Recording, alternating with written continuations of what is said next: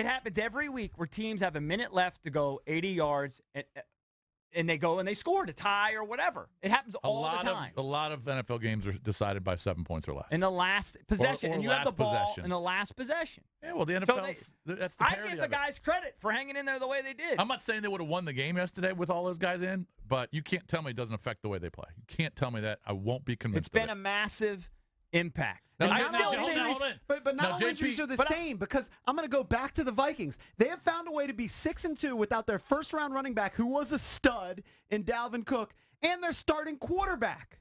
Those are huge injuries. That's because they're built on their defense. That team is all defense. They have a better roster than the Redskins. It's painfully obvious. That's what I'm trying to get to. I understand the injuries. That's valid.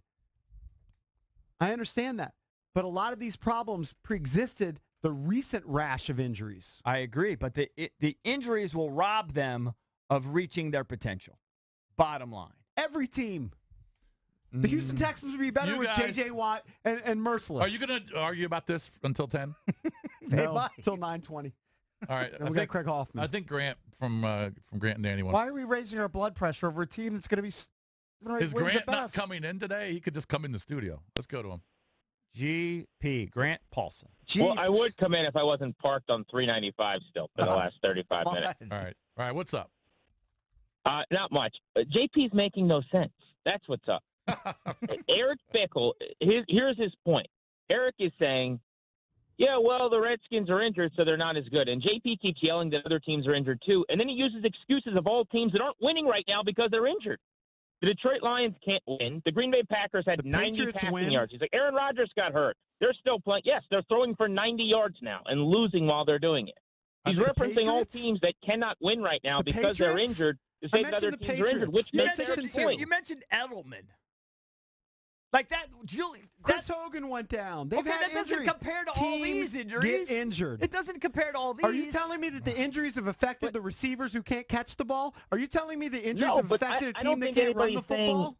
Nobody's JP, saying that. I don't think anybody's saying that they're losing yesterday just because of the injuries. But the point is, they have won. They had an over 500 record with receivers who couldn't catch the ball. When they could also stay balanced and run the ball. When they had defensive players like Bashaud Breeland healthy enough to help them. When they weren't missing Josh Norman for games and getting torched in the passing game. They have other problems. They gave up 150 yards rushing yesterday. Bashaud Breeland injury. That is a dime a dozen injury in the NFL. But it's not just Breeland. It's Trent Murphy. It's Sue Cravens. It's Mason Foster. It's Jonathan Allen. It's Phil Taylor. It's Bashaud Breeland. It's Josh. It's Trent Hold on, Williams. It's going to be a contributor. It's Trent Williams. It's JP, do me a favor. And that's just defense. Will you go back to the point, which is you keep saying that a lot of other teams are hurt.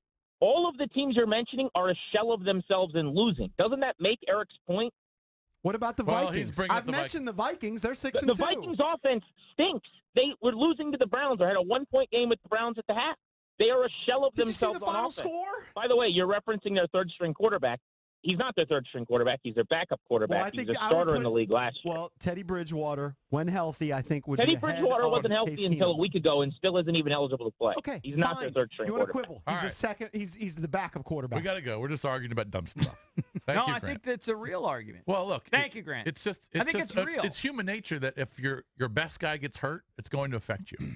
And then if your backup gets hurt, it's going to affect you even more. Of course. I mean, but we got like 20 of them. I'm not I got saying my paper here with 20. I've never seen anything like it. I'm not saying the Redskins are world beaters, Super Bowl champions if they had all these guys. But it certainly has affected their games the last 2 weeks. I'm saying if they had all those guys, they're still maybe 9-7.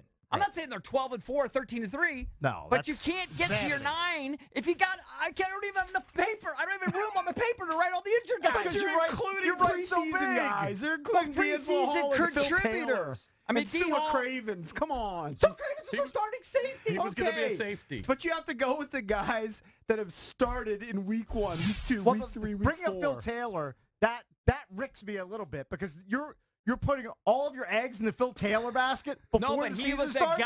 You're like, oh, this is our reclamation project. Phil Taylor, look at him. He hasn't stayed healthy for the last 3 years, so we're going to rely on him to help anchor our defensive line. All right, throw Taylor out. Big surprise.